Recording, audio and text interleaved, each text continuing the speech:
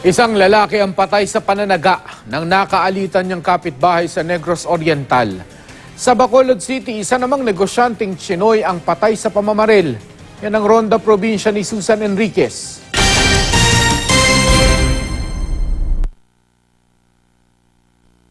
Sugatan ng American Bully na yan matapos pagtatagiin sa Oroquieta City, Misamis Occidental.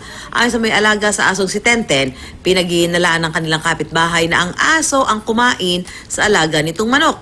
Dahil dyan, pinagtatagaro si Tenten. Nagtagad na lang mi sa kanang medical certificate kay na mo-file mi kaso.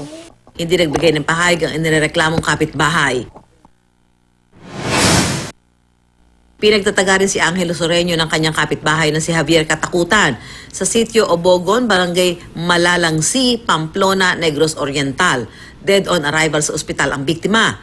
Base sa investigasyon, tinangkang batuhin ng biktima ang suspect habang siya ay nagpapakain ng kanyang mga alagang hayop. Dahil dyan, tinaga ng suspect ang biktima. Nakakulong na ang suspect na walang pahayag. Patay naman sa pamamaril ng mga salaring nakamotorsiklo ang negosyanteng Chinoy na si Alex Yao sa Bacolod City. Sugatan naman ang kanyang misis na si Maria Teresa. Ayon sa pulisya, katatapos lang dumalo sa prayer meeting ng mag-asawa nang mangyari ang krimen. Inaalam pa ang pagkakakilanlan ng mga salarin at motibo nila sa krimen. Susan Enriquez, GMA News.